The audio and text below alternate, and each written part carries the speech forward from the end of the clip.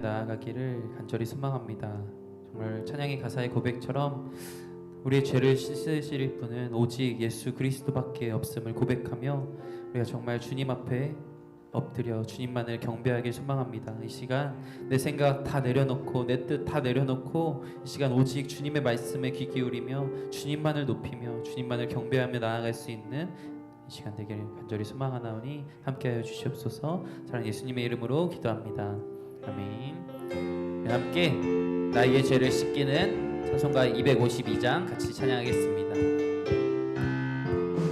나의 죄를 씻기는 예수의 피밖에 없네. 다시 정케하기도 예수의 피밖에 없네. 아멘.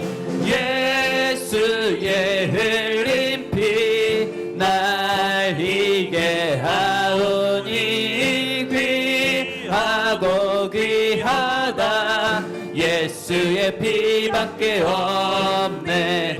나를 정케 하기는 예수의 피밖에 없네. 사죄하는 증거도 예수의 피밖에 없네. 예수의 흘린 피 날 이게 하오니 귀하고 귀하다. 예수의 피밖에 없네. 나의 죄속하기는 예수의 피밖에 없네. 나는 공로 없도다. 예수의 피밖에 없네. 예수의 흘린 피 날 이게 하오니 귀하고 귀하다. 예수의 피밖에 없네. 평안함과 소망은 예수의 피밖에 없네. 나의 의는 이것뿐 예수의 피밖에 없네. 예수의 흘린 피 날 이게 하오니 귀하고 귀하다. 예수의 피밖에 영원토록 내 할 말 영원토록 내 할 말 예수의 피밖에 없네. 아멘. 나의 찬미 제목은 예수의 피밖에 없네. 예수의 흘린 피 날 이게 하오니 귀하고 귀하다. 예수의 흘린 피 예수의 흘린 피 날 이게 하오니 귀하고 귀하다. 예수의 피 내가 늘 의지하는 예수 내가 늘 의지하는 예수 나의 상처 입은 심령을 불쌍하게 여기사 위로하여 주시니 미쁘신 나의 좋은 친구. 내가 의지하는 예수 나의 사모하는 친구. 나의 기도 들으사 응답하여 주시니 미쁘신 나의 좋은 친구. 주의 손 의지하고 살 때 나를 해할 자가 없도다. 주님 나의 마음을 크게 위로하시니 미쁘신 나의 좋은 친구. 내가 의지하는 예수 나의 사모하는 친구. 나의 기도 들으사 응답하여 주시니 미쁘신 나의 좋은 친구. 내가 요단강 건너가며 마음이 두려워서 떨 때도 주가 인도하시니 어찌 두려워하랴. 미쁘신 나의 좋은 친구, 내가 의지하는 예수, 나의 사모하는 친구, 나의 기도 들으사 응답하여 주시니 미쁘신 나의 좋은 친구. 이후 천국에 올라가서 모든 성도들과 다 함께 우리들을 구하신 주를 찬양하리라. 미쁘신 나의 좋은 친구, 내가 의지하는 예수, 나의 사모하는 친구, 나의 기도 들으사 응답하여 주시니 미쁘신 나의 좋은 친구. 아멘. 우리 찬양의 고백처럼 이 시간 오직 주님만을 의지하며 내 뜻과 내 생각 다 내려놓고 주님 앞에 엎드리며 주님만을 경배하며 나아갈 수 있는 이 시간 되길 소망합니다. 주님을 보게 하소서. 같이 고백합니다.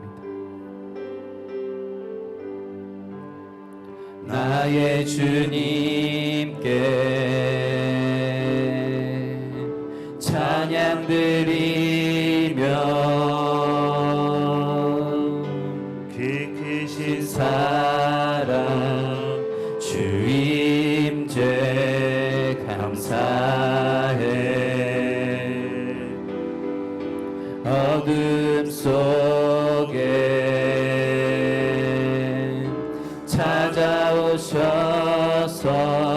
찾아오셔서 주님의 영광 보게 하시네. 의심하는 나를 손 내밀어 잡아주시네. 두려움만 내려놓고 주 바라봅니다.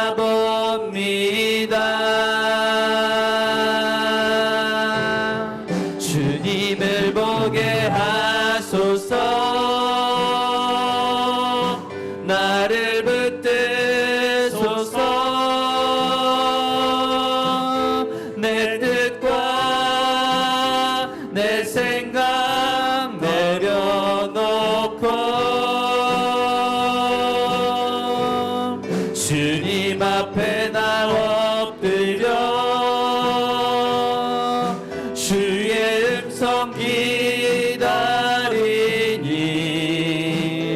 나를 부르실 때 믿음으로. 우리 처음부터 한 번 더 고백합니다.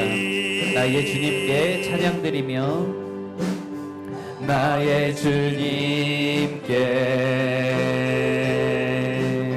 찬양 드리며 그 크신 사랑 주 임재 감사해. 어둠 속에 찾아오셔서 어둠 속에 찾아오셔서 주님의 영광 보게 하시네. 의심하는 나를 손 내밀어 잡아주시고 두려움만 내려놓고 주 바라봅니다.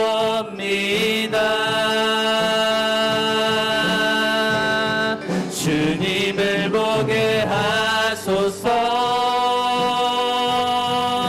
나를 붙드소서. 내 뜻과 내 생각 내려놓고 주님 앞에 나 엎드려 주의 음성 기다리니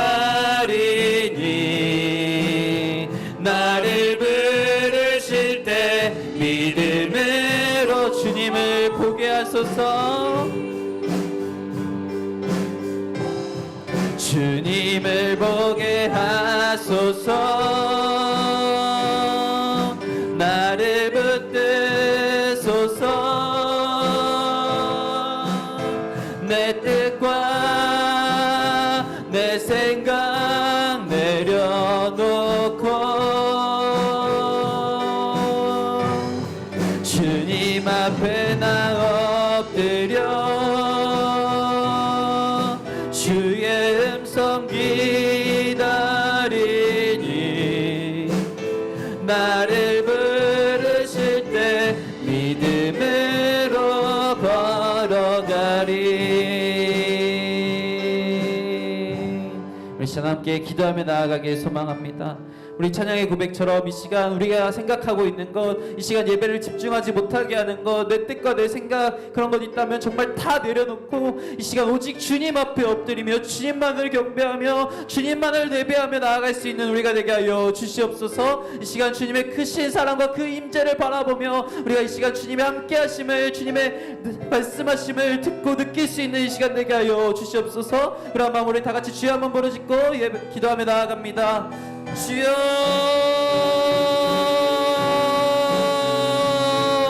이 시간 아버지 주님, 주님의 말씀 듣기를 원합니다. 주님의 음성 기다리나오니 아버지 주님, 이 시간 우리가 믿음으로 화답하게 하여 주시고 정말 주님의 말씀을 하나님의 말씀으로 받아들일 수 있는 우리의 마음이 되게 하여 주시옵소서. 아버지 우리를 위하여 늘 함께 하시고 역사하시고 행하시는 그 주님을 바라봅니다. 아버지 이 시간 오직 주님만을 높이길 소망합니다. 우리의 생각, 우리의 뜻, 우리의 판단 다 내려놓고 이 시간 오직 주님만을 바라보길 간절히 원하나오니 아버지 주님, 정말 모든 것을 다 내려놓고 나의 어떠한 것까지도 다 내려놓고 오직 주님 예수 그리스도만을 바라보며 나아갈 수 있는 우리가 되게 하여 주시옵소서.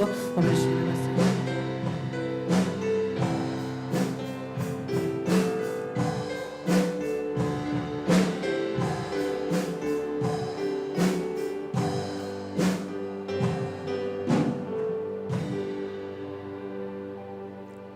하나님 아버지, 폭염으로 인하여 일상생활이 어려워지고 생활 속 불편함을 많이 느끼는 이때에 생명의 말씀을 사모하여 이 자리에 나와 예배드릴 수 있는 은혜를 내려주시니 감사합니다. 매일매일 반복되는 하루하루의 삶 가운데서도 저희가 어느 곳에 있든지 어떤 형편에 처해 있든지 눈동자와 같이 지켜보호해 주시고 돌봐주시니 참 감사합니다. 사랑의 하나님, 우리가 죄인이었을 때, 우리가 하나님과 원수가 되었을 때 하나님께서 먼저 우리를 사랑하셔서 예수 그리스도께서 우리를 위하여 죽으심으로 하나님께서 우리에 대한 자기의 사랑을 확증하신 십자가 사랑, 헤세드 사랑을 저희가 받았음에도 불구하고 세속에 물들어서 하나님의 자녀다운 삶을 살지 못할 때가 너무 많습니다. 어제보다 조금 더 나은 삶을 살아보려고 애는 쓰지만 자꾸 넘어집니다. 주님, 저희를 불쌍히 여겨주셔서 오염된 세상에서 작은 등불이 되어서 선한 영향력을 끼치며 살 수 있도록 도우소서. 하나님 아버지, 청년부 말씀축제가 8월 15일부터 17일까지 날마다 동행하시는 예수 그리스도라는 주제로 수양관에서 열립니다. 새벽 이슬 같은 청년들이 모두 참여하여서 폭포수와 같은 생명의 말씀으로 은혜를 받고 새 사람으로 거듭나서 청년의 때를 예수님과 동행하는 복된 삶을 살게 하옵소서.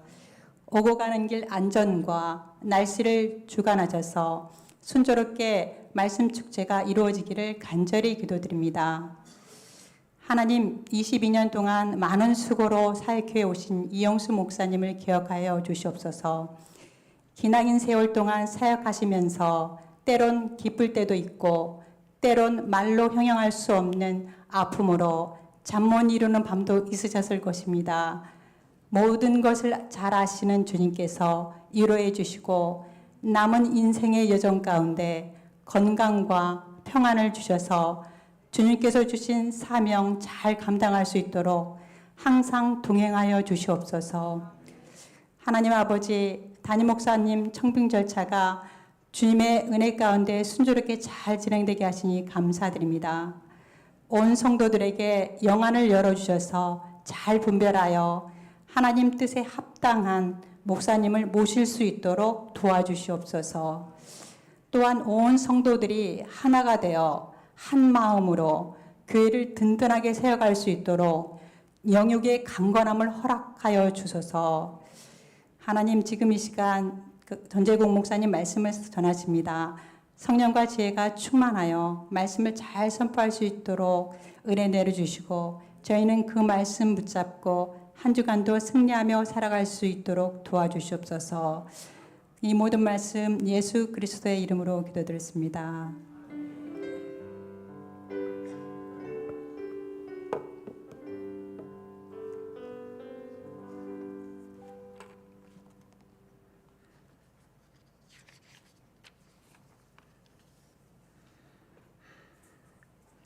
하나님 말씀은 에베소서 신약 에베소서 4장입니다. 에베소서 4장 7절부터 16절까지 보시겠습니다.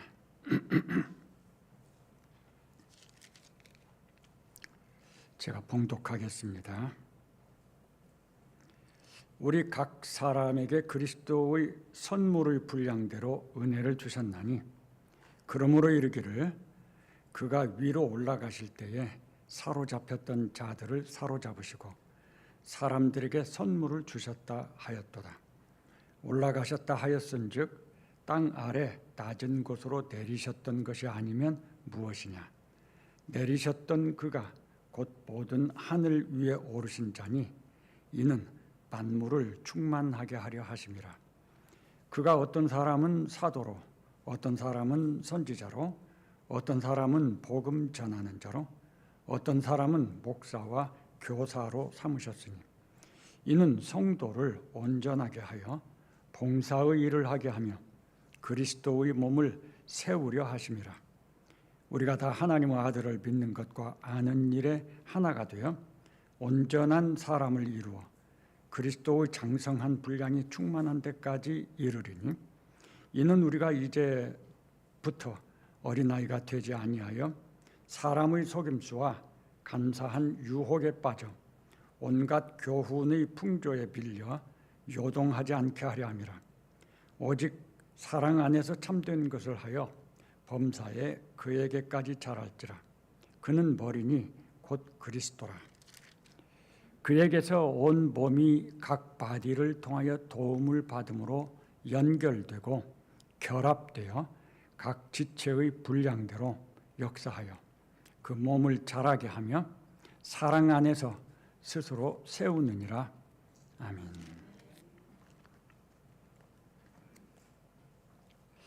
본래는 16절까지 다 말씀을 드리려고 했었는데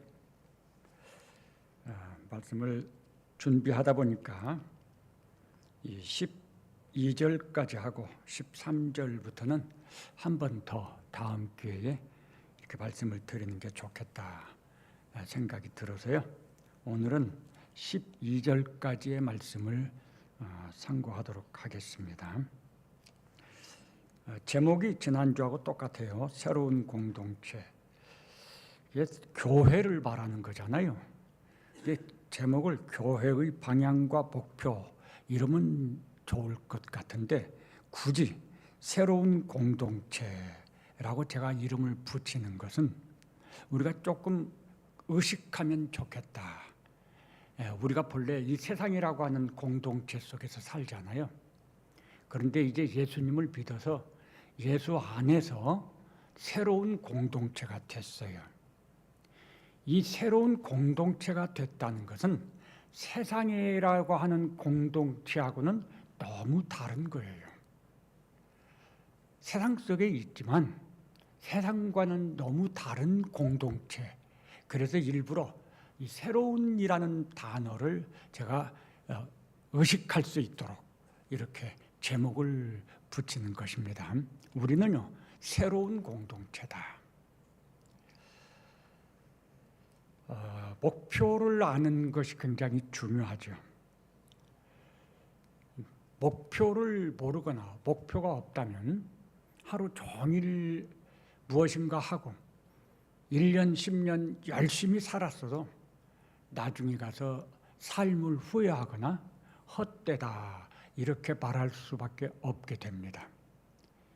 목표가 있어서 그 목표를 향해 달려가면 많은 건 못했어도 마음의 만족을 가질 수가 있을 거예요. 똑같은 이유로 우리 그리스도인들도 목표가 있습니다. 그리스도인의 목표는 무엇일까요? 만일 우리가 그리스도인의 목표에 대해서 모른다고 한다면 우리가 열심히 믿음 생활을 한다고 하지만 유감스럽게도 그 내용이 하나님의 뜻과는 거리가 먼 것이 될 수도 있을 거예요.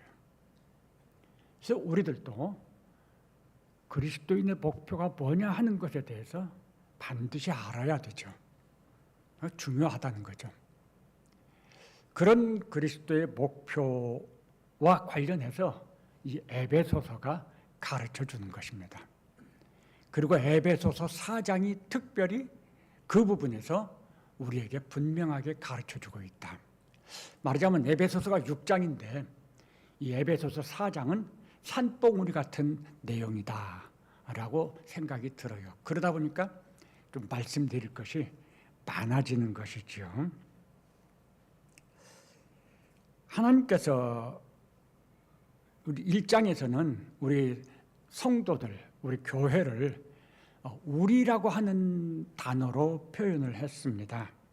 그 우리라는 이 대상들은 누구냐면 하나님이 불러내신 자들, 다른 말로 하면 이 세상 속에서 하나님이 택하신 자들이에요. 하나님께서는 왜 우리를 이 세상 속에서 불러내셨을까? 이 질문이 목표와 관련된 질문이에요. 사실 말하면 하나님이 우리를 불러내신 것에는 뭔가 뜻이 있다. 그 하나님이 생각한 그 뜻, 그게 우리의 목표라고 할 수 있는 것입니다. 에베소 1장에서는 두 가지 그것과 관련해서 말해주는 게 있어요. 우리가 이미 1장은 살펴봤지만 한번 기억을 되살려보면 하나님의 첫 번째 목표는 우리들이 존재적으로 하나님의 찬양이 되는 것입니다. 그게 처음 사람 아담을 하나님의 형상으로 창조한 것과 관련이 있다. 이렇게 말씀을 드렸죠. 존재적으로 하나님을 찬양하는 그런 존재가 되어야만 그가 삶을 통해서 하나님을 찬양하게 됩니다. 그래서 하나님의 두 번째 목표는 우리 그런 존재, 하나님을 찬양하는 존재들이 모여서 이 세상과는 다른 공동체를 세우는 것이에요. 그게 바로 하나님의 나라이고 교회라고 하는 것입니다. 하나님이 꿈꾸신 이 하나님의 나라의 특징이 있다면 그게 어떤 특징이 있죠? 다 설명을 드린 거예요. 창세기 1장이 이제 그 특징을 말씀해 주는데 하나님의 나라의 특징은 다양성과 그리고 조화입니다. 하나님이 창조하신 세상 만물은 너무 다양해요. 그것은 개별적으로 아름답습니다. 그리고 이 개별적인 존재들이 하나가 돼서 함께 어우러져서 조화를 이루고 있어요. 그래서 이 세상 자연 만물은 너무 아름다운 거죠. 질서가 있고 평화가 있고 아주 놀라운 거예요. 하나님이 꿈꾸신 하나님의 나라의 특징은 다양성이 조화를 이룬 아름다움을 가진 것입니다. 하나님이 그거를 원하신다는 거죠.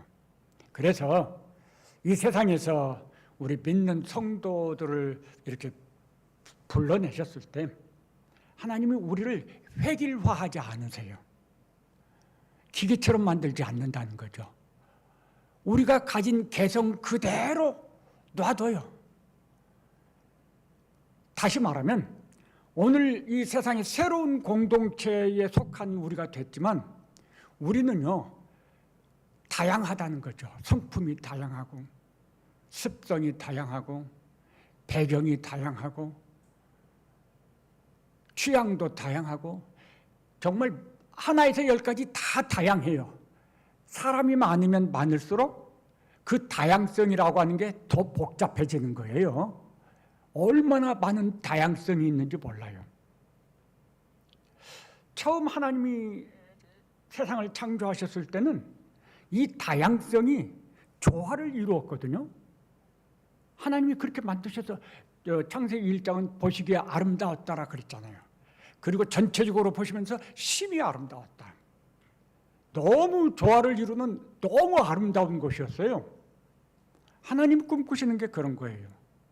그러면 우리를 구원하실 때 하나님께서 그런 것들을 염두에 두시고 우리를 구원하셨는데 문제는 무엇이냐면 우리는 다양성을 그대로 두셨단 말이죠. 이 다양성이 창세기 1장에서처럼 조화를 이루지 못하는 것에 문제가 있는 거예요. 우린 조화를 이루어야 되는데 그게 잘 안 되는 거죠. 다양성 때문에 우리가 경험하는 것이 뭐죠? 갈등과 다툼과 분열이에요. 그래서 어떤 경우에는 이런 다양성을 획일화하는 시도를 합니다. 똑같이 만들어버리는 거죠.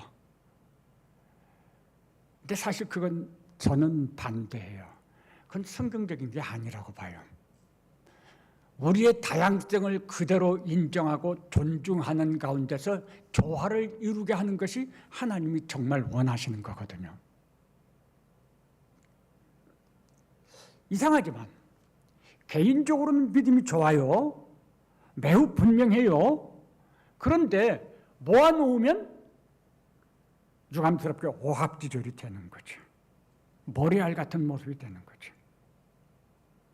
근데 이건 우리만 그런 게 아니고 초대교회에 이미 이런 모습이 있었어요. 그러니까 사도 바울이 에베소서를 통해서 이런 표현, 이런 말씀을 하시는 거죠. 이 말씀을 했다는 것은 이미 그때 초대교회에 우리와 똑같은 다양성으로 인한 갈등과 문제들이 있었다라는 거예요.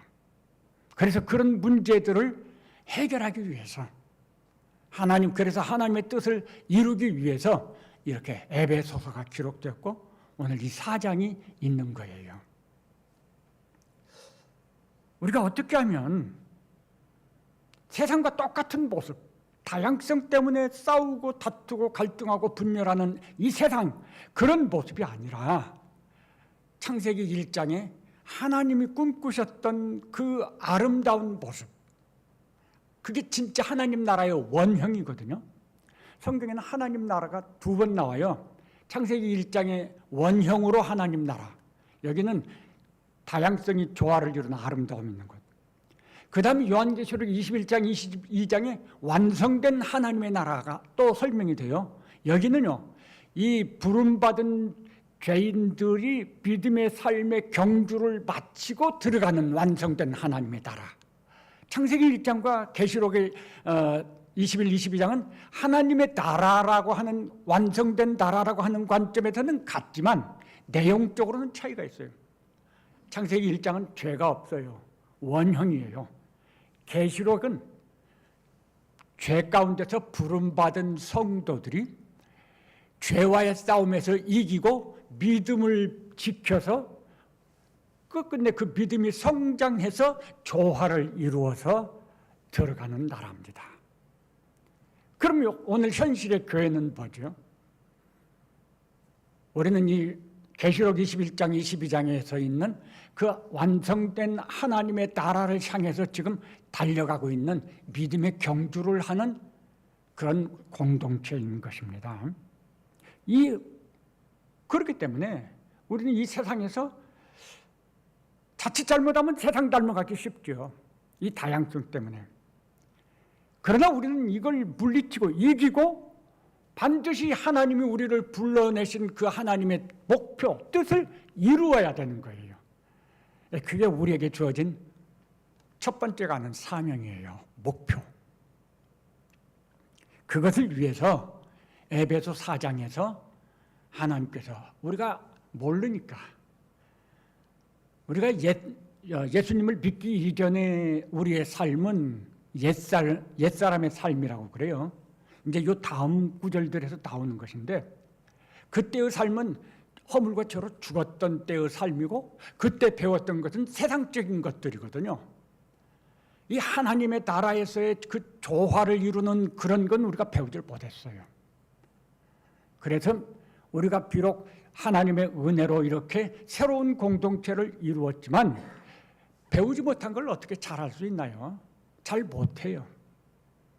안 배우고 처음부터 잘하는 일도 있을 수 없어요. 그래서 이 에베소서에서 하나님께서는 사도 바울을 통해서 우리에게 지혜를 가르쳐 주시는 것입니다.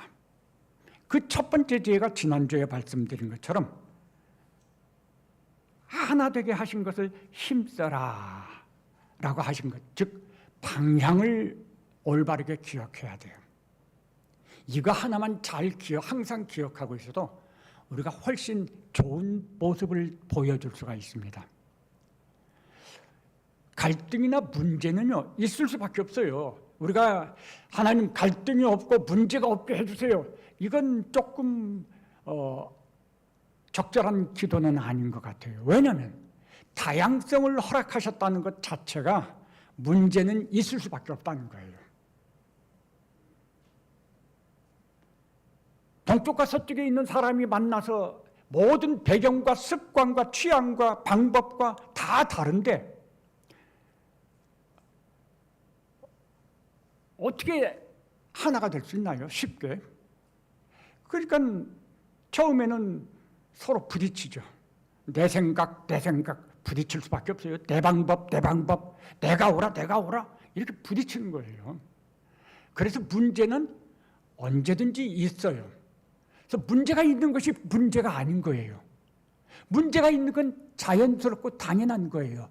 아유, 우리 문제가 너무 많다. 염려하지 마세요. 그게 다 자연스러운 거니까. 그럼 중요한 건 뭐죠? 그런 문제들을 조화를 이루게 하는 것을 우리가 배우면 되는 거죠. 세상에서는 문제가 있어요. 그러면 뭐라고 가르쳐 주죠? 야, 왜 네가 손해봐? 뭐가 아쉬워? 끝내. 헤어지면 되지 뭐. 그러죠? 세상은 이렇게 가르쳐 준다고요. 우리 교회에서는 그렇게 말하면 그건 정말 그건 세상적인 가르침이죠. 우리는 하나가 돼야 돼요. 근데 우리 마음에서 막 열불이 나가지고 도저히 참 수가 없을 것 같아요. 그때 하나님이 원하시는 방향을 기억하세요. 그래, 어떤지 모르시겠어요. 솔직히 저도요, 결혼 초기에 거의 매일 싸웠거든요. 그 싸움이 그냥 오래 가니까요, 제 마음속에서 제가 목사인데 이혼할까? 그런 생각이 저절로 들더라고요. 물론 우리 집사람도 분명히 그런 생각 했을 거예요. 그런데 지금까지 잘 살거든요. 그런 생각 들었지만 아니지. 그래도 하나님을 믿는데, 예수님을 믿는데 헤어진 방향이 아니라 하나 되는 방향으로 가야지. 그게 성경이지. 요거 하나 알았어요. 그래서 각자가 서로 마음을 끙끙 앓으면서 참아주는 거죠. 저는 제가 많이 참았다고 생각하는데 우리 집사람은 저에 대해서 내가 많이 참아서 이렇게 잘 사는 거야 그래요. 그렇더라고요. 방향을 알면 되는 거죠. 우리는요, 방향을 기억하면 돼요. 어떤 방향? 하나 되는 것이 하나님이 기뻐하시는 방향이다. 그거를 증명하기 위해서 삼위일체 하나님이 한 분이고 우리의 믿음을 주신 분도 세례를 주신 분도 한 분이고 한 분이라는 소리를 여러 번 말씀하신 거죠.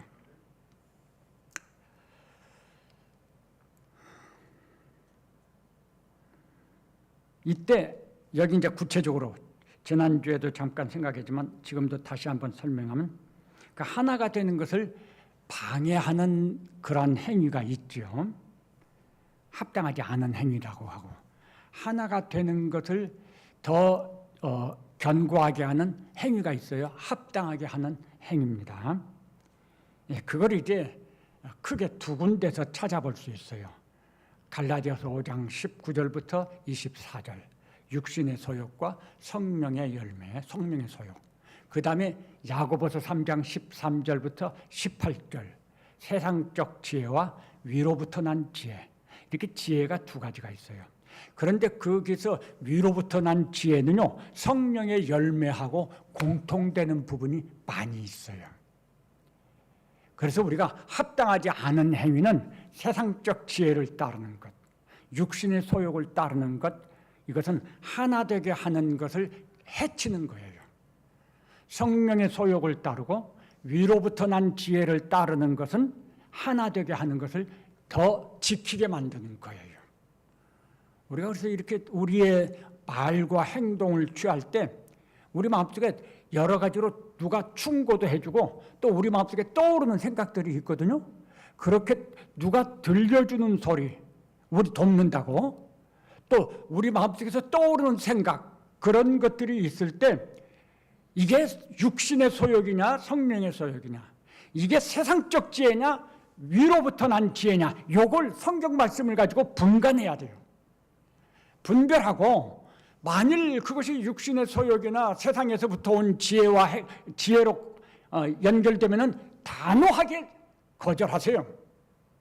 그건 잘못된 거니까. 하나님의 뜻을 거역하는 거니까. 성령의 소욕과 또는 위로부터 난 지혜와 연결이 되는 그런 생각이고 그런 조언이라고 하면은 그것은 감사함으로 받고 따르면 되는 거예요. 그럴 때 우리 단호할 수 있어야 돼요. 겸손과 온유는 뭘까요? 우리 마음의 바탕색을 나타내는 것입니다. 내가 말하거나 가르칠 때, 특별히 내가 옳다고 여겨질 때 겸손과 온유로 하시면 돼요. 되게 우리가 옳을 때 겸손하지 못하거든요. 막 큰 소리 내죠. 오래 참음으로 용납하는 건 뭐죠? 다른 사람을 대할 때의 태도입니다.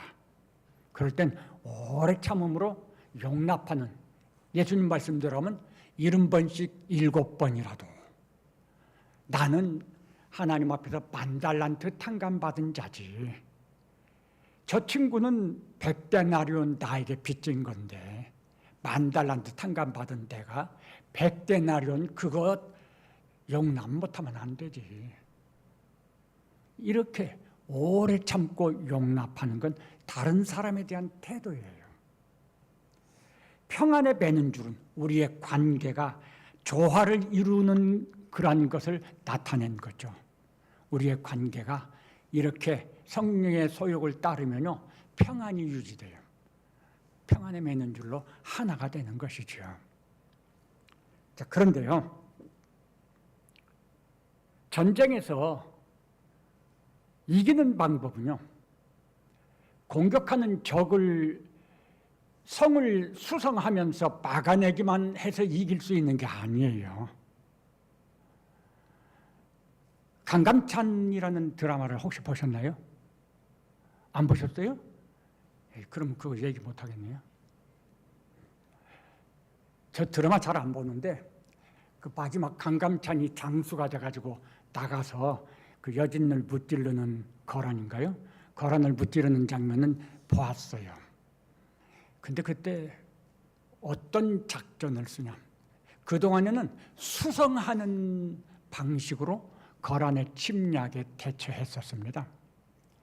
그런데 마지막 싸움이 있을 때는요, 힘을 길렀어요. 그래서 이 아주 용맹한 기마병 1만, 거란은 기마병이 뛰어나니까 1만을 훈련을 해가지고 준비해뒀어요.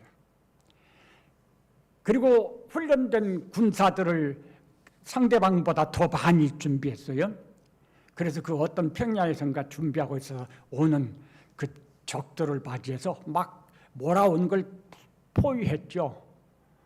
적의 기마병들은 자기네 군사들에 갇혀가지고 움쩍달싹 못하는데, 근데 이제 워낙 용맹하니까 질판이에요. 이게 조금 있으면 그때 그 기마병 1만이 뒤쪽에서 나와가지고 막 후방을 쳐서 완전히 거란군이 전멸하는 그런 장면을 보았어요. 전쟁에서 이기기 위해서는 수성만 하면 안 돼요. 공격해서 무찔러야 되는데, 공격해서 무찌르려면 힘을 길러야 돼요.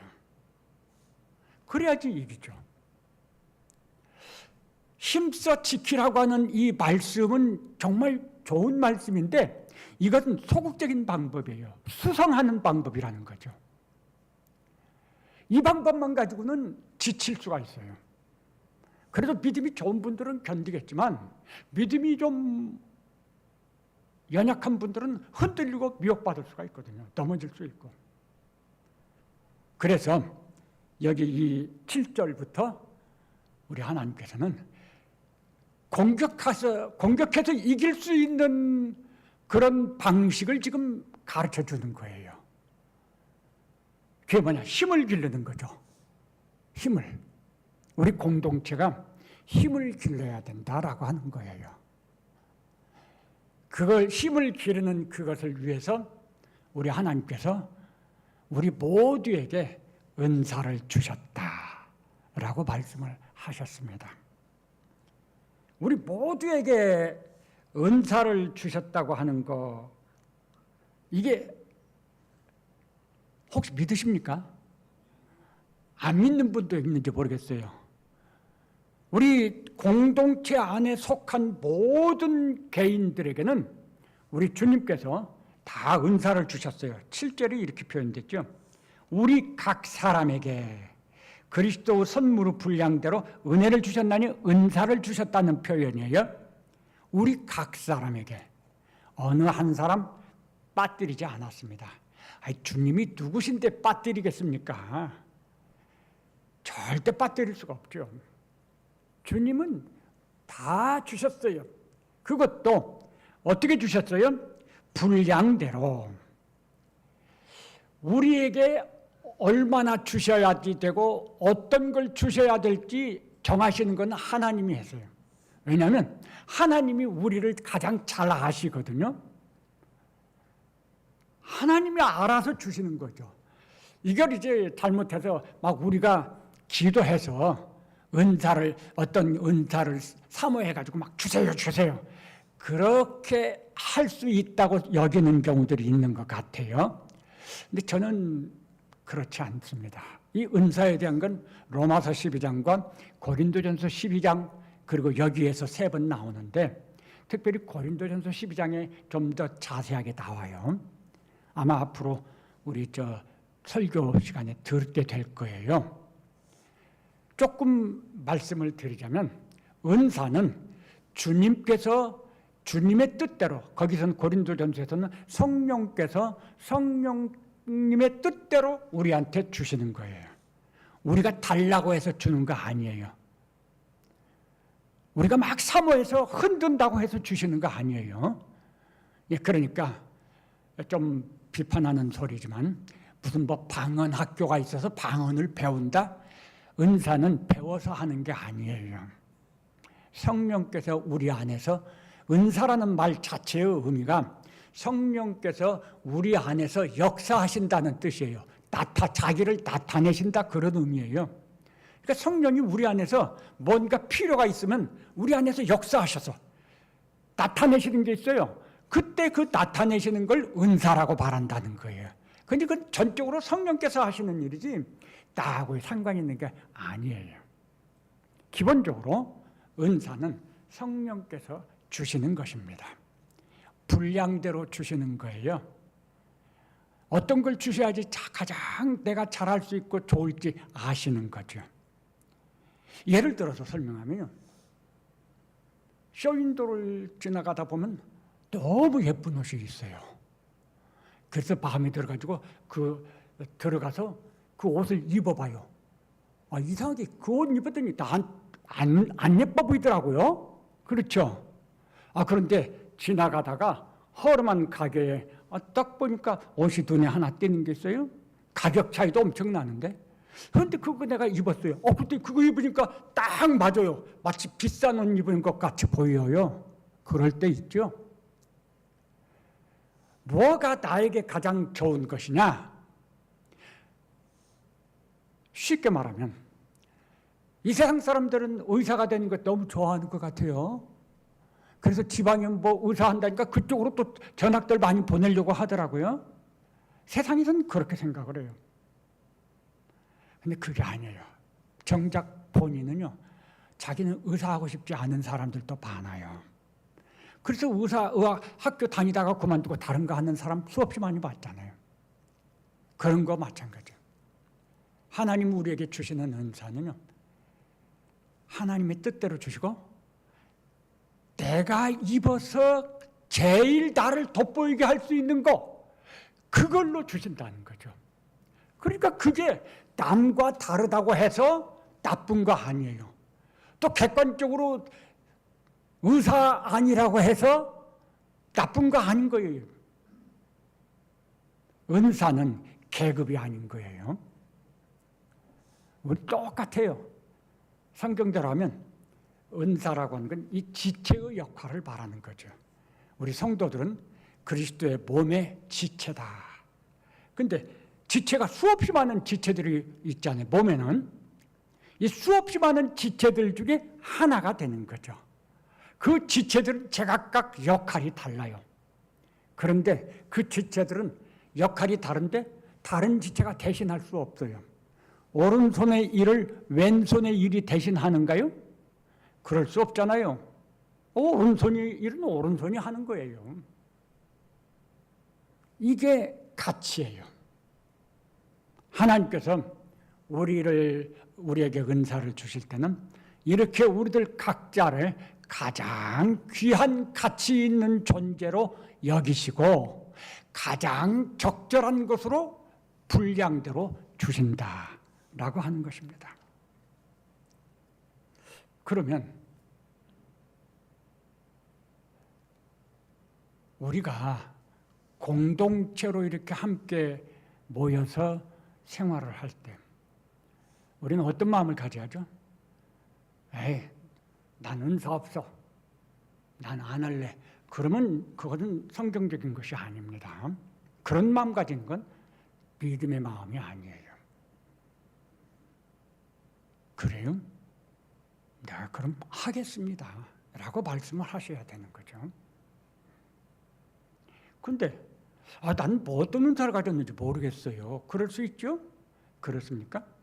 그러면 하나님이 나에게 주셨다고 했으니까 주신 건 틀림없잖아요. 하나님 거짓말 안 하시니까. 그럼 그 나에게 주신 것이 무엇인지를 찾아야죠. 어떻게 찾아요?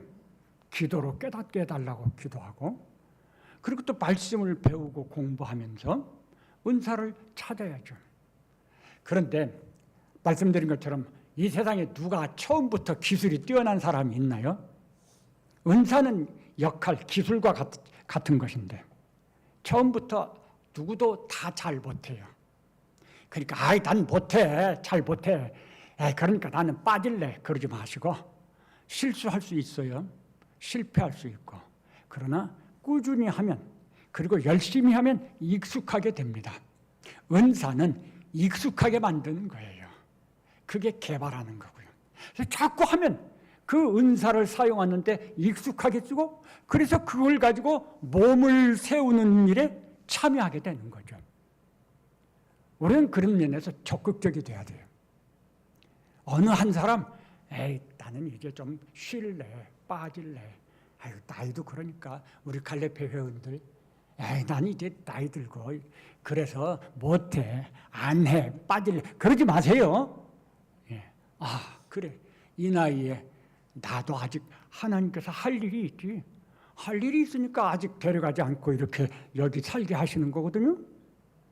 할 일 없으면 데려가실 거예요. 아직 안 데려가셨다는 건 아직도 할 일이 있다는 거예요. 감사합니다. 내가 할 일 뭔가 깨닫게 해주세요. 우리는요, 적극적으로 그렇게 자기에게 주신 은사를 사용해서 봉사하려고 애를 써야 돼요. 모든 사람들에게 은사를 주었고 우리 모두가 다 은사자들인 것입니다. 가장 좋은 걸 받았다고 하는 긍지를 가지십시오.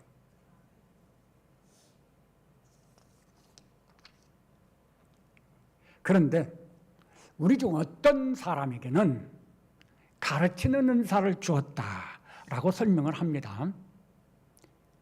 이 가르치는 은사를 주었다. 사도 바울도 이 가르치는 은사를 받은 사람에 포함이 됩니다.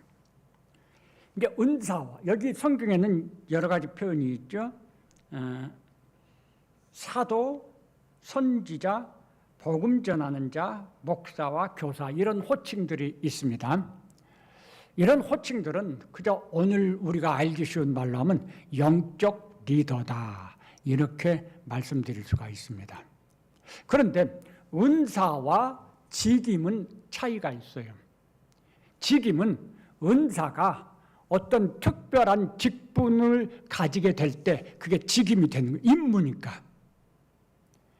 그러면 여기서 말하는 이 사도, 선지자, 복음 전하는 자, 목사와 교사는 직임을 말하는 거죠. 은사는 가르치는 은사입니다. 똑같은 은사인데 그런 은사를 사용할 때 주어지는 직분들이 이렇게 차이가 있어요. 은사는 변함이 없습니다. 똑같아요. 옛날부터 지금까지. 그런데 이 직임이라고 하는 것은 시대에 따라서 변화가 일어납니다. 달라질 수 있어요. 이름도 바뀔 수가 있고. 그런 면에서 여기 사도는 어떻습니까? 사도는 특별히 예수님의 12 제자에 대해서 설명하는 표현입니다. 그러니까 지금도 사도가 있느냐? 사도라는 어원을 가지고 설명하면 사도는 보냄을 받은 자라는 뜻이거든요. 그러니까 우리도 다 사도예요. 말 그대로 하면. 그래도 우리는 내가 사도다 이렇게 생각 안 하잖아요. 왜냐? 직분을 가지고 설명해 보면 우리는 사도라고 하기가 어려워요. 사도는 몇 가지 그 사도들만 가진 특별한 게 있어요. 예를 들면 예수님께 직접 배웠다. 예수님의 기적을 직접 경험했다. 이런 몇 가지 그 항목이 있거든요.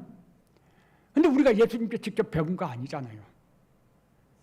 그래서 사도라고 하는 이 직분은 지나간 직분, 옛날 12 제자에게 국한된 직분이다. 이렇게 여겨집니다.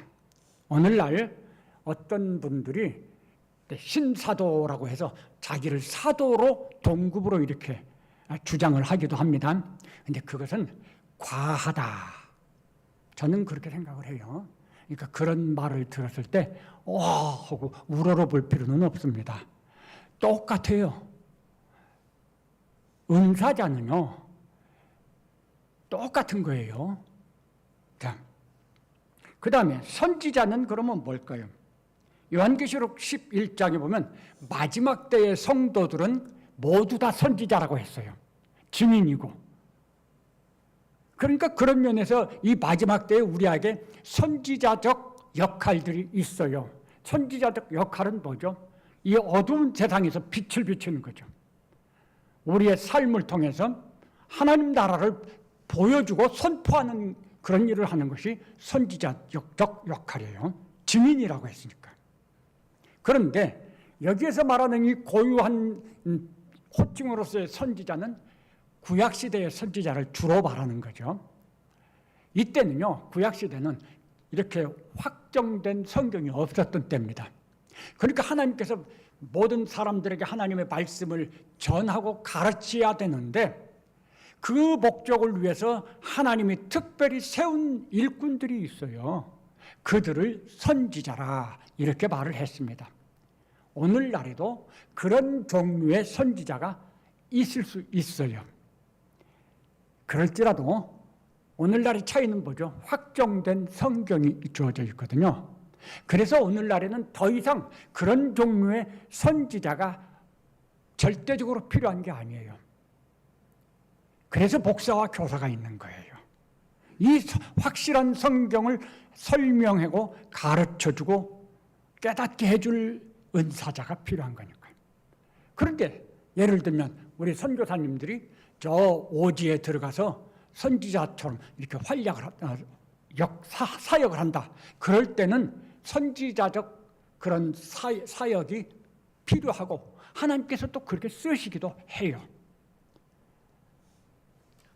그래서 이제 복음 전하는 자가 어떤 면에서 보면 오늘날 선교사라고 할 수 있는 그런, 옛날에는 뭐 전도자라고 이렇게도 설명을 했는데 그렇게 생각을 합니다. 그리고 이제 오늘날 가장 우리 새로운 공동체인 교회에 하나님이 세우신 이 가르치는 은사자들이 목사와 교사입니다. 그러니까 목사와 교사는 가르치는 은사자로서 똑같은 은사를 가진 사람들인데, 우리 교회 안에 가르치는 은사를 받은 그 직분자들이 많죠. 예를 들어 구역교사, 또 주일학교 교사. 이 교사들은 전부 가르치는 은사를 받은 거예요. 그 중에 대표가 목사라고 할 수 있겠습니다. 그래서 이 가르치는 은사자들을 총해서 대표 주장이 목사다, 막 이렇게 설명할 수 있을 것 같아요. 가르치는 은사자들에게 맡겨진 임무가 뭘까요? 모든 은사자가 자기에게 주어진 은사에 연관해서 자기에게 주어진 맡겨진 역할이 있고, 그 역할을 충성스럽게 감당함으로 책임을 감당하는 것입니다. 우리가 다 그런 생각을 해야 돼요. 내가 섬기는 삶을 삶으로써 책임을 감당하겠습니다. 내 은사를 활용해서. 마찬가지로 목사와 교사, 가르치는 은사자도 똑같아요. 가르치는 은사자들에게 주어진 책임이 있어요. 역할이 있고. 그게 뭐예요? 가르치는 은사이니까 하나님의 말씀을 올바르게 분별해서, 가르치는 은사자들에게 가장 중요한 것은요, 하나님의 말씀을 올바르게 분별하는 거예요. 디모데후서 2장 15절에 부끄러울 것이 없는 일꾼으로 인정된 자로라는 표현이 나와요.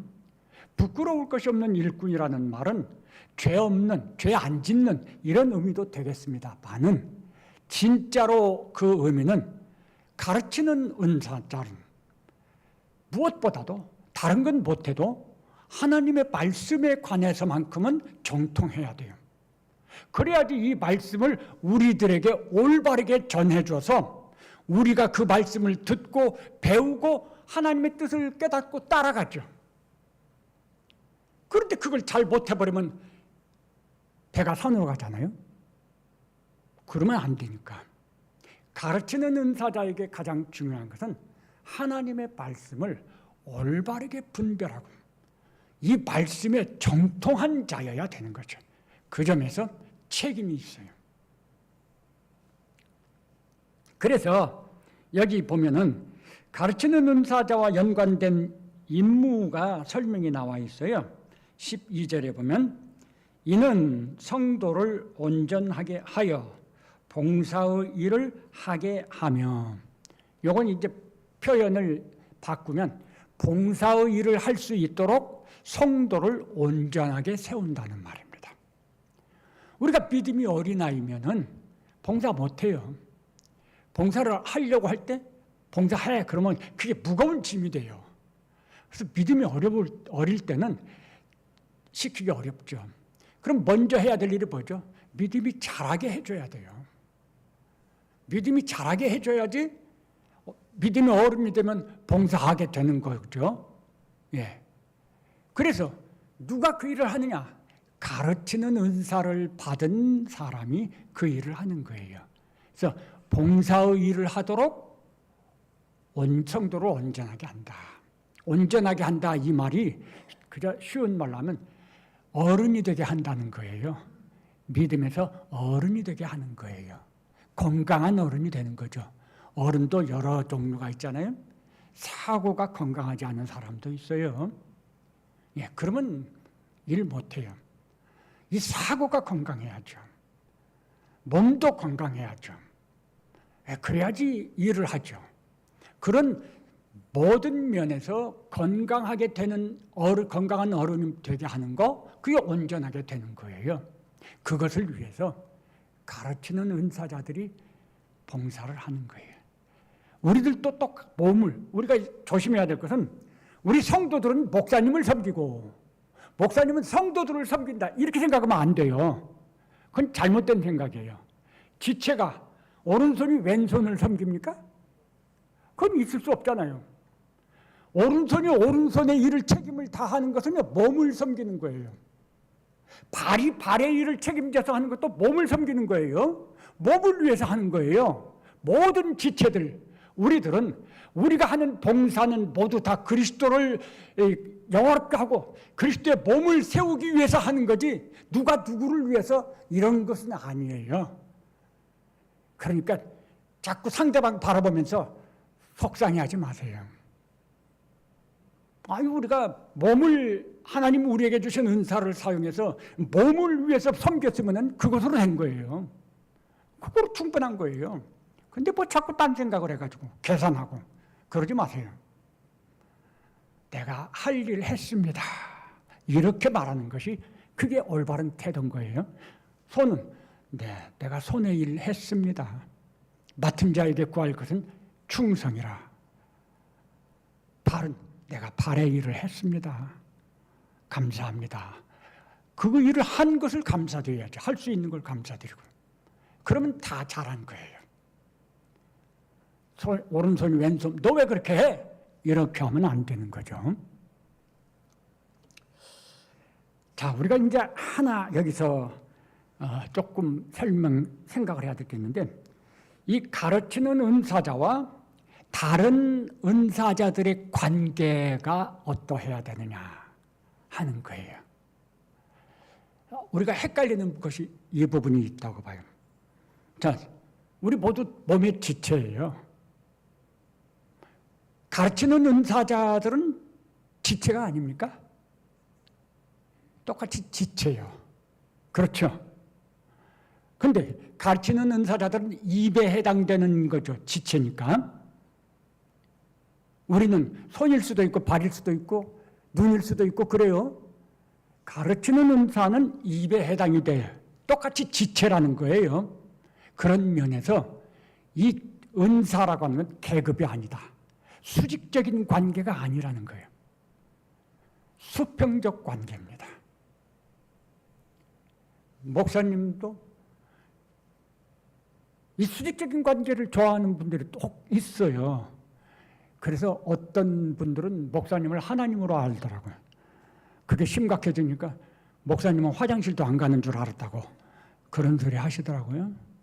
목사님도 화장실 가야죠. 그게 뭐요? 우리와 똑같은 지체라는 것이죠.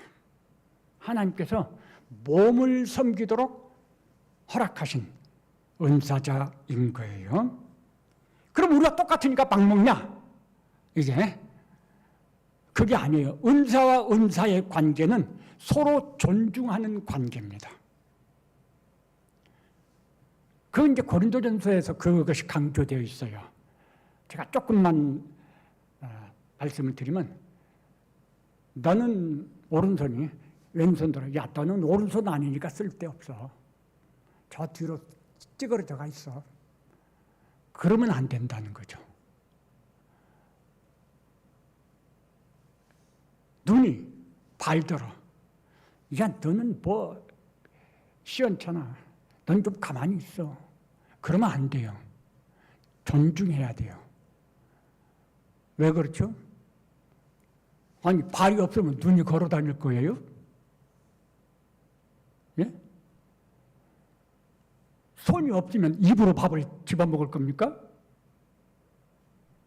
손이 있으니까 뭔가 먹어서 입이 씹고, 그래서 또 이 한 개 밥을 뭔가 먹는 것 한 가지를 가지고만이라도 우리 몸의 지체들이 여러 가지가 서로 협력해서 하나가 돼서 하는 거거든요. 손 하나만 가지고 그게 되는 게 아니에요. 그래서 우리는 서로 간에 존중해야 돼요. 존중한다는 게 뭐죠? 상대의 가치를 인정해 주는 거예요. 그래서 우리는 언제나 말할 때 너 없으면 안 돼. 이렇게 말을 해줘야 돼요. 당신 없으면 안 돼. 당신은 꼭 필요한 사람이야. 이렇게 말해줘야 되는 거예요. 혹시 우리가 농담으로라도 너 없어도 돼 이렇게 했으면 회개하세요. 그건 정말 잘못하는 거니까. 아니요, 너 꼭 필요해. 넌 정말 여기 있어야만 되는 존재야. 너 없으면 못하는 일이 있어. 네. 은사와 은사자의 관계는 서로 존중하는 관계입니다. 그런데 일반적으로 모든 은사자들은 가르치는 은사자들을 좀 더 존중하라 라고 했습니다. 그게 이제 디모데후서 5장 17절에 그 표현이 나와요. 잘 다스리는 장로들은 배나 존경할 자로 할되 말씀과 가르침에 수고하는 이들에게는 더욱 그리할 것이니라. 더욱 존경할 자로 알라라는 거죠. 왜 그럴까요? 이것이 계급을 의미하는 것이 아니라는 걸 이해를 하셔야죠. 수평적인 관계지만 더 존중히 여겨라. 왜 그럴까요? 우리들은 모두가 다 하나님의 뜻을 따르려고 해요. 그런데 그 뜻을 알려주고 그 뜻을 가르쳐주는 것은 이 가르치는 은사자들에게 주어진 책임이라는 거죠. 그리고 그들은 자기 생각, 자기 뜻을 바라는 게 아니에요. 그러면 잘못된 거죠. 주인의 뜻, 하나님의 뜻을 정말 올바르게 분별해서 그걸 우리한테 잘 깨닫게 하려고 정말 수고하는 거잖아요. 근데 그런 가르침이 없으면 우리가 다 제멋대로 하게 될 거예요. 뿔뿔이 흩어져 갈 수도 있어요. 우리 그런 가르침이 있기 때문에 우리가 한 방향으로 이렇게 갈 수 있는 거거든요. 그 점에서 가르치는 은사자들을 더 존중히 여겨라. 왜 그럴까? 주님의 말씀을 대언해 주는 거니까. 그 말씀을 듣고 따르는 것은 바로 주님을 듣고 따르는 거나 똑같은 거예요. 그리고 존중에서 순종이 나옵니다. 존중하지 않으면 순종하지 않습니다. 맞나요? 예. 그래서 그 가르치는 은사가 하나님의 말씀을 올바르게 가르치는 한에는 우리가 순종해야 되는 거죠. 존중하지 않으면 가르침 상관없어요. 순종하지 않으려고 해요. 예. 그래서 더 존중해라. 순종해야 되는 거예요. 은사를 주신 목적이 있어요. 10절에 보면요. 그리스도의 몸을 세우려 하심이라. 요걸 이제 좁게 설명하면 가르치는 은사자들에게 주어진 책임이라 이렇게 오해하기 쉬워요. 근데 사실 그리스도의 몸을 세우는 일은 가르치는 은사자가 혼자서 하는 거 아니잖아요. 우리 모든 지체들이, 은사를 가진 지체들이 함께 협력하고 함께 섬겨서 그래서 몸을 세우는 거예요. 가르치는 은사자가 아무리 말을 해도 아무도 협조하지 않고 가만히 있으면 세울 수 없어요. 건강한 몸이 될 수 없어요. 이 말씀은 우리 모두가 다 그리스도의 몸을 세우는 일에 책임이 있고 협력해야 된다. 그래서 우리 하나님께서는 바로 그것을 위해서 우리들에게 은사를 주셨다라고 말씀하시는 거예요.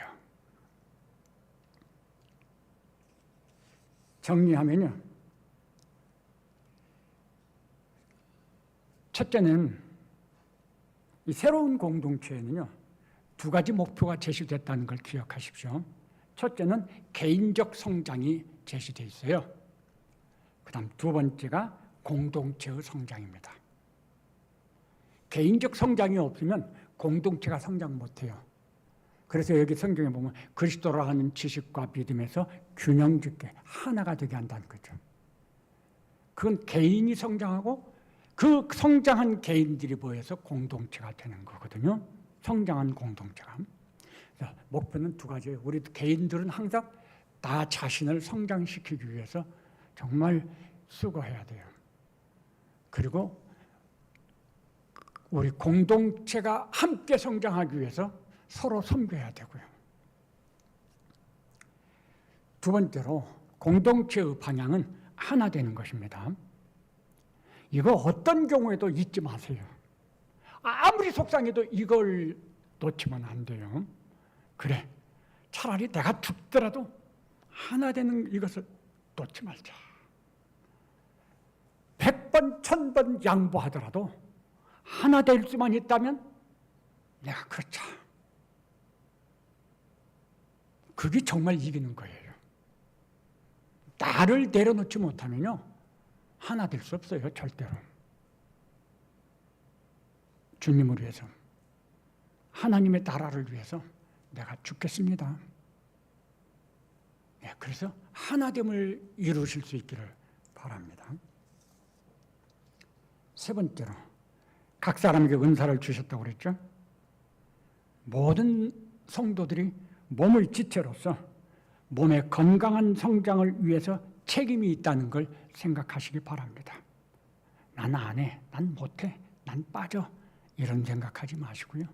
적극적으로 협력하실 수 있기를 바랍니다.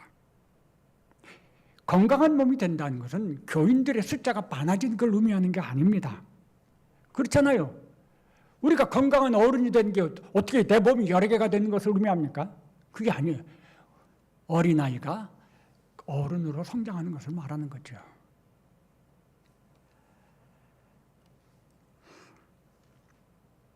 맡기신 일에 책임을 다해야 되는데 디모데후서 2장 20절 21절에 보면 이런 말씀이 있어요. 큰 집에는 많은 그릇이 있다. 금그릇도 있고 은그릇도 있고 질그릇도 있고 나무그릇도 있다. 그런데 이 그릇들이 귀하게 쓰이는 것이 있고 그렇지 않은 것이 있다.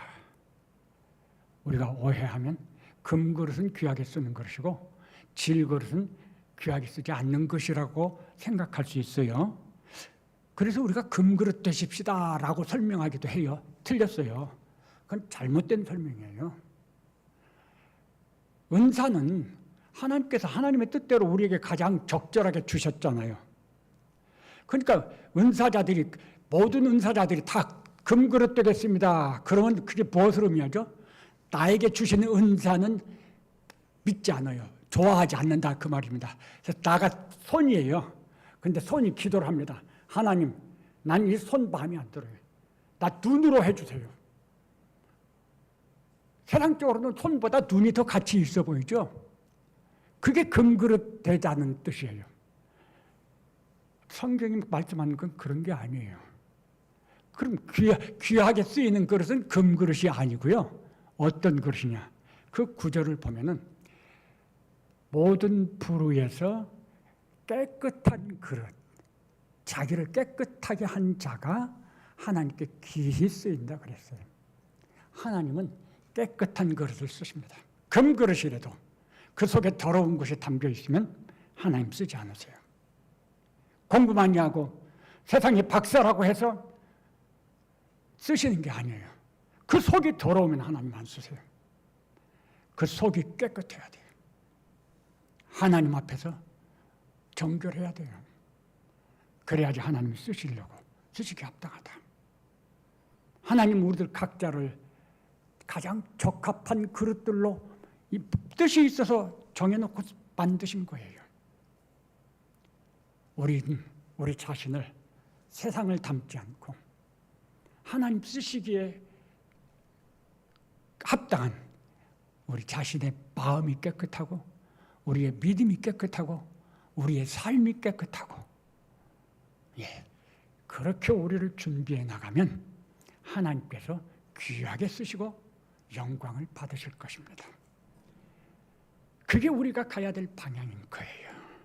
그래서 우리로 인해서 우리 성산교회가 정말 그리스도의 장성한 분량에 이르는 공동체적으로 그래서 이 세상과는 다른 하나님의 나라를 보여주는 이 새로운 공동체, 모든 사람들이 창조적의 그 다양성이 조화를 이룬 최고의 아름다움을 이루는 공동체. 이게 그런 모습이 되어지도록 그렇게 하실 수 있게 되길 바랍니다. 기도하시겠습니다. 하나님, 저희를 불러주셨고 또 저희들에게 은사를 주셔서 저희가 개인으로뿐만 아니라 공동체로도 하나가 되게 하시고 건강한 몸이 되게 하시고 하나님을 영화롭게 할 수 있도록 허락하셨습니다. 감사합니다. 우리에게 주신 은혜를 저희들이 기억하면서 우리에게 주신 그것들을 책임 있게 사용할 수 있기 위해서 열심히 배우고 훈련하고 무엇보다도 우리가 하나 되는 방향으로 항상 나를 죽이고 오직 성령의 소욕을 따라 행함으로써 주님, 우리 안에서 하나님의 뜻을 이루시고 우리의 생활에서 하나님의 뜻을 이루시고 우리 교회 새로운 공동체 안에서 하나님의 뜻을 이루시기를 바랍니다. 감사드립니다. 예수님 이름으로 기도합니다. 아멘. 지금은 우리 구주 예수 그리스도의 은혜와 하나님 아버지의 크신 사랑과 성령 하나님의 감동, 감화와 충만 교통하심이 모든 성도들과 그 가정과 범사 위에 우리 교회 위에 영원토록 함께 계실지어다. 아멘.